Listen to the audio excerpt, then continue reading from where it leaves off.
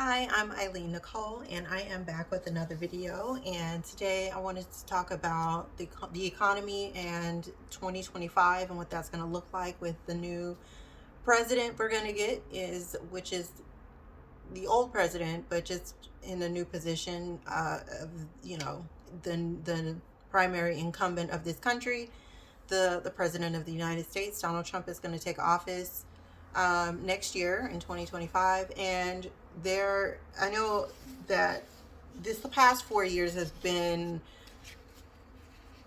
it's been challenging because there's been so many ups and downs with labor and with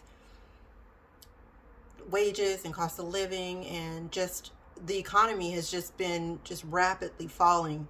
And I feel like a lot of people are feeling that it's going to be more of the same or worse because Trump is already talking about putting a bunch of tariffs on China.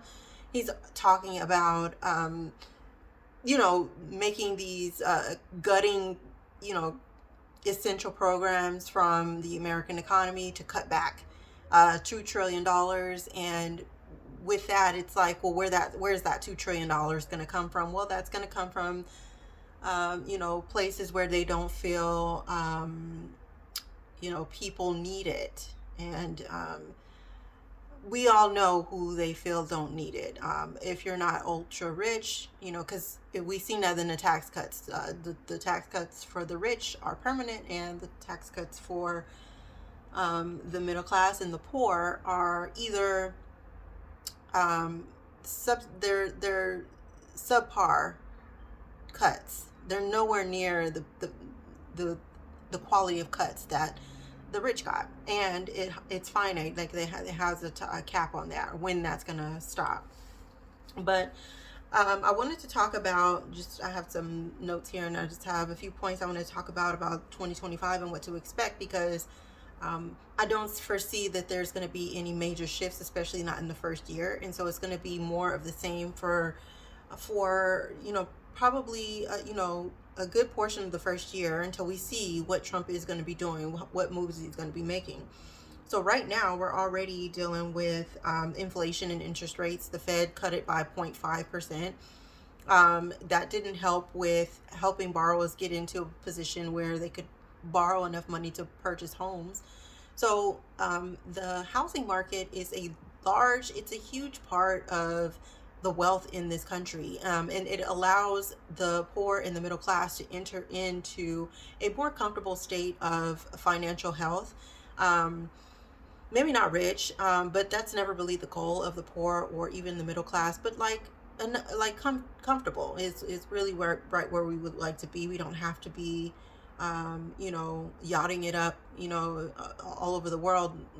We can travel within our means.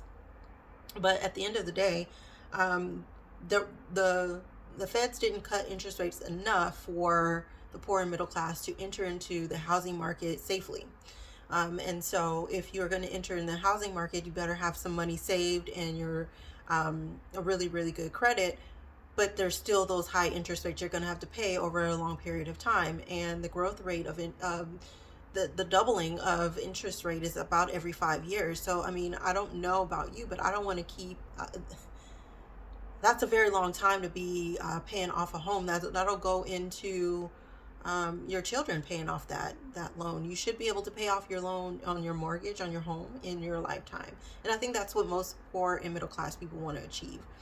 But if they don't cut rates, which they're probably not, I mean, they're very reluctant to do it, which I understand, because you don't want to make these rash decisions that affect not just Americans, but people all over the world, because those interest rates draw everybody in, not just Americans. It draws everybody in, because anybody can buy land here.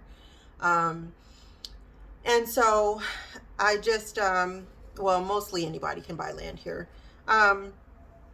But what I would say, though, is that we're still going to be facing that, is more inflation and high interest rates, because the Fed isn't going to cut and slash the rates. And so people are going to be charging more, and it's just going to be more of the same in terms of that. The next thing I wanted to talk about is the wage growth versus the cost of living. So Joe Biden every time he talked about the economy and the growth of the job market, it's like a slap in the face. It's like he keeps saying, "Oh, well, we've grown the job market more than any other president." I'm just like, that doesn't mean that the cost of living is where it should be. It's still not safe.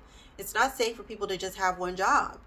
It's not safe for people to have two jobs. You really do. And if you have two jobs, you're still in a situation where it's dire. Like like that's not even exaggerating. Like you still got some way to go.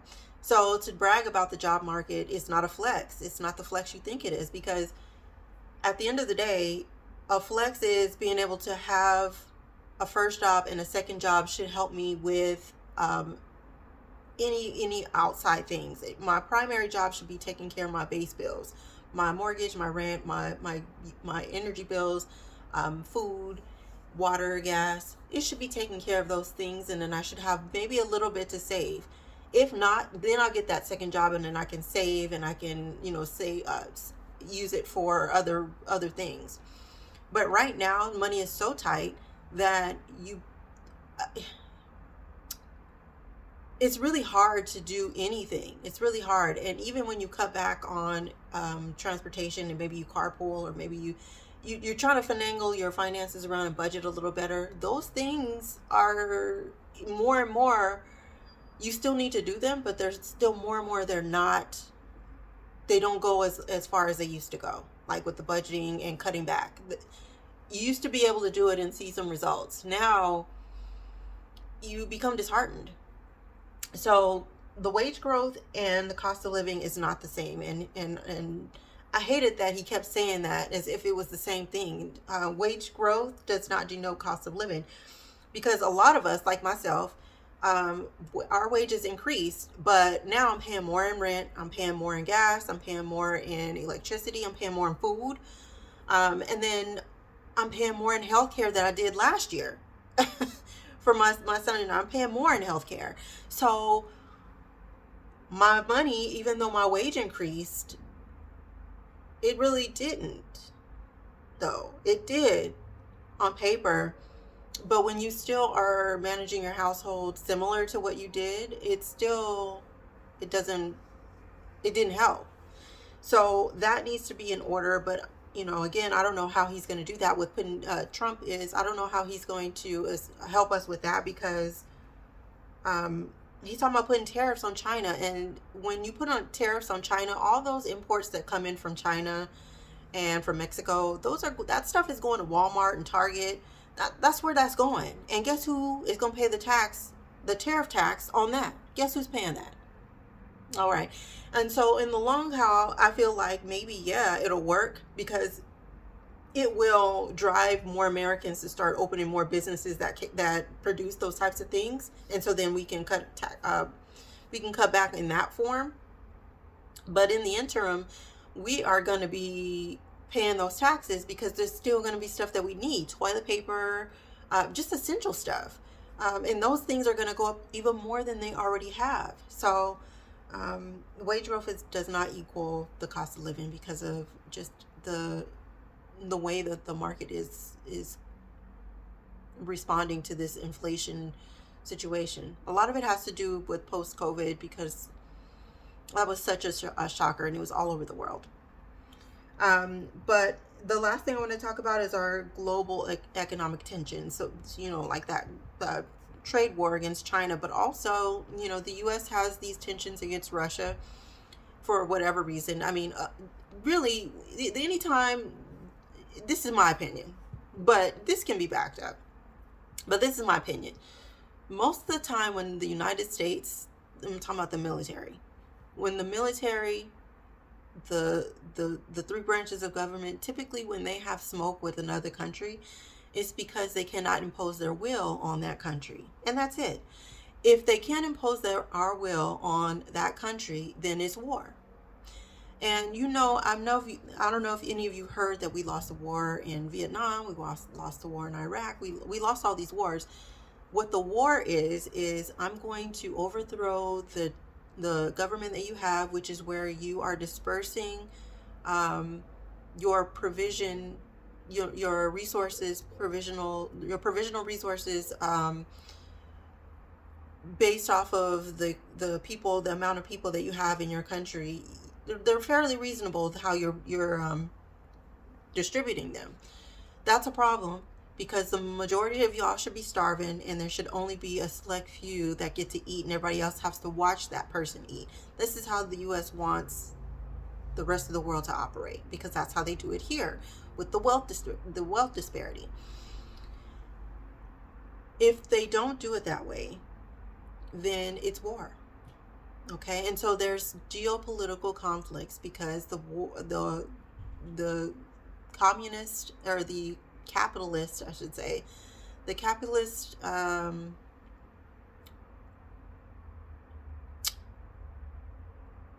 servants, the servants of capitalism, want it to prevail all over the world, and those who serve it the most get the most out of it.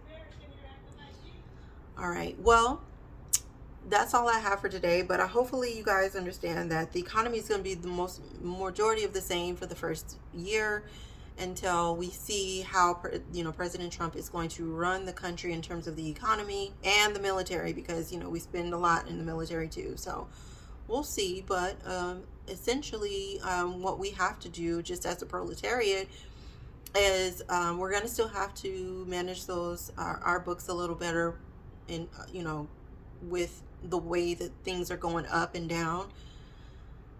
But we'll have to find ways we have to coalesce and help each other out, because that's the only other way, in a community sense.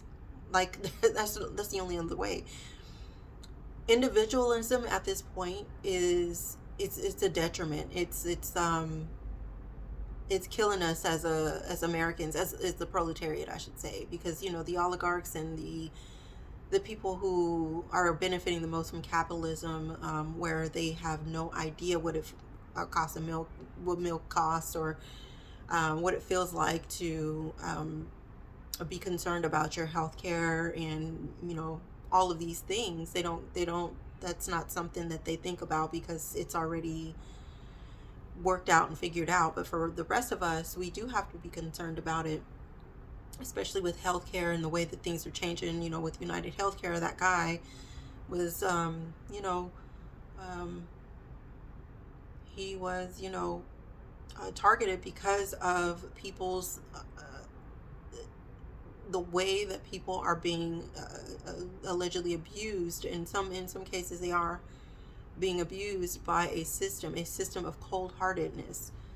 So I would say that we would need to continue to manage our budgets as best we can, but also we need to find a way to come together as an American community, within our communities, to assist with the things that we definitely need help with. And I'm not talking about like government assistance, just talking about more creative ways to help each other without allowing one another to exploit one another. There has to be a system. There has to be something that we can do.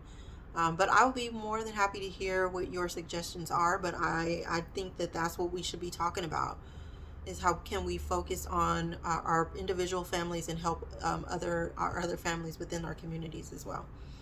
All right, well, see you guys later. Bye.